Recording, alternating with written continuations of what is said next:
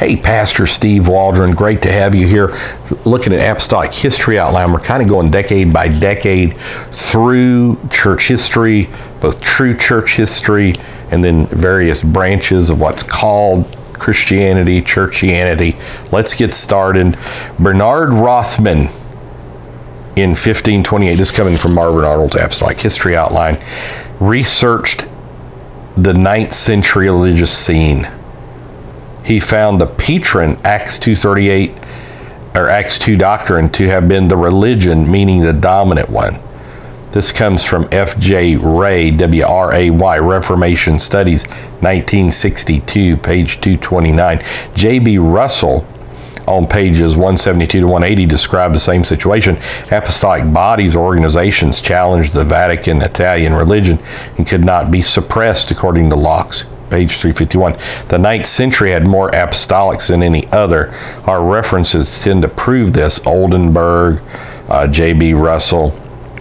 AD 879, during the 9th century, it's true that Catholic system almost suffered collapse, and we mean totally. See Russell, 172, 178, Langer, 153, 215, and there's secular histories of that as well. You know, after Charlemagne, just a big void, and you just didn't have electricity, you didn't have means of communication, you didn't have printing press, you didn't have means of mobility, and so I mean everybody just wanting to survive, you know. And the various peoples, ethnic groups that were military forced into Catholicism, many of them revolted and defected. Maine asked Charlemagne, what has this religion forced on people prospered? Millions turned from Catholic to the ancient Jerusalemic belief. Pope John VIII summoned Bishop Methodius to Rome to examine him. He was suspecting of turned to apostolic belief, according to Russell, page 178. Apostolic preachers were everywhere. The world will not receive it, but there were more false priests, as they were called, who had not been ordained in the Catholic system than there were Catholic ones, according to Russell. Page 174. I've got on my notes here, Lollards in the 1300s. Chaucer said every second person you met on the road was a Lollard, which definitely wasn't Catholic. They were the babblers, they were so called.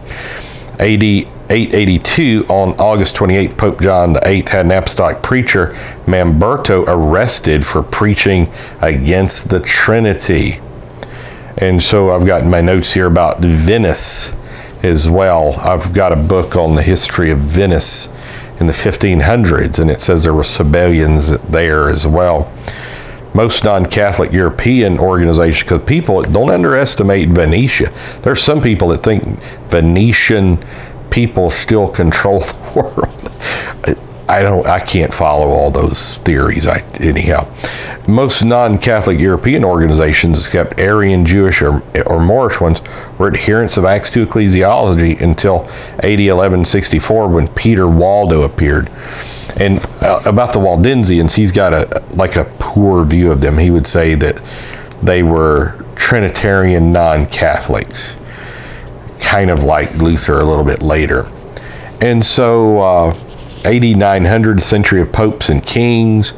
By AD 900, the papacy had invented dogmas that made a heretic, so to speak, out of Peter. Simony erupted.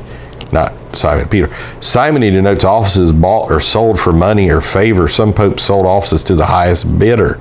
Untold Vatican evils. You can read about all this. It's pretty amazing. Popes and bishops became feudal lords. The Marozia family ruled the Vatican and Rome. Theodora and other immoral women were in the Vatican. Sex scandals erupted. Let all read Locke's 265, 273, and Langer 214, 218. But others too. I mean, even Haley's Bible Handbook, at least older editions. Catholic encyclopedias relate these stories with all their filthy details without a single blush. Get some, especially the older, I don't know if like New Advent and all them was, some of the old 9 dictionaries, but I've got like the old 1904 Catholic dictionary. It's got like the Illuminati and stuff in there too. It's really good. But I mean, it's like he says, the Vatican was a quagmire of graft, simony, and other vice. See Schaff's History of the Christian Church, page 283, among others. This immorality caused great defection. So why had this happened? We'll look at that next time, God willing. We'll see you later. Just get in the true church. We'll talk with you later. Love God with all your heart, soul, mind, and body. Bye.